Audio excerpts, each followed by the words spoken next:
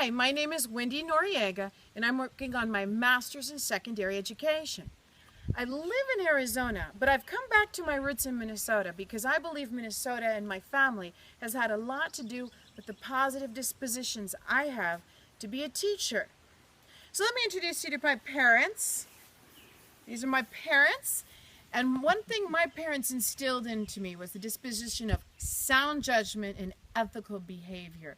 They have been a great example. They taught me the virtues in the Bible. They taught me and always instilled in me how it is that I should behave.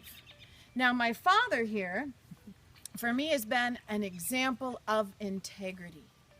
He's a very upstanding person. He always encouraged me to do what was right. He encouraged me to get involved in school, but also always be careful of my testimony around people.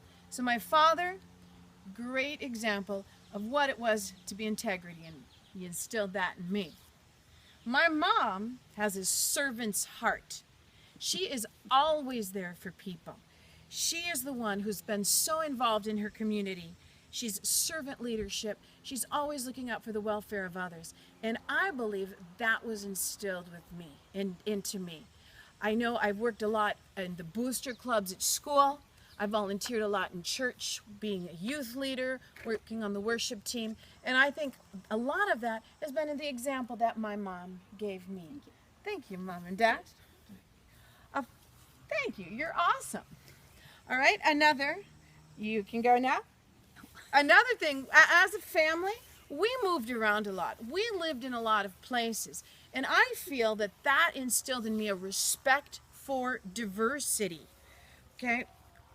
Having lived in Mexico, having lived in Minnesota, Arizona, Utah, Maryland, that instilled in me a lot of always looking out for being sensitive to individuals and looking out for a lot of social needs. I thought that was very important, and I believe moving around a lot has made that big, made me allowed to adapt a lot to many situations. Now, I've invited my sister to share with you some types of area and dispositions that might need a little bit of work in my life. So, what would you say is the first one? She has a tendency to always need to be right, to prove that she's right. Yeah, I would agree with that. I think I need to work a little bit more on warmth, work on genuine caring and relationships. I think that's important, especially in middle school where I'm going to be working. So I'm going to do my best to work in that area of warmth and social relationships. Anything else? Yeah, I think it'd be really helpful if you could learn your students, where they're coming from, and try to adapt your teaching styles to meet their diversities and their dispositions. I would agree with you. Okay, so I'm going to try to promote and support curiosity more. I'm going to work on engaging and active inquiry. Sometimes I sacrifice those areas in favor of classroom management because I need to work on the area of classroom management. So I would definitely agree. I'm going to work more on promoting their curiosity and engage in active inquiry. Hey, what about gossip?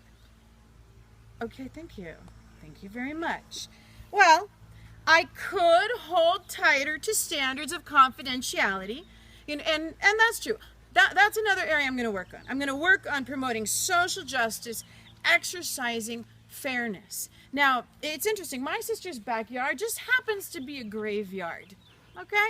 So that's symbolic. That's symbolic that I'm going to take these weaknesses and work really hard on changing those things. I'm going to work on those areas. Now, let me show you my nephew. This is my nephew over here. Thank you, he is an ex-Marine. And Marines, when they put on their uniform, especially when they have their gun, they look like they mean business. And that's what a teacher should look like. A teacher should look professional. A teacher should look like they mean business, that they're ready to go out and help those students and be there and to show the students that they are important. Now, a Marine never leaves a man behind.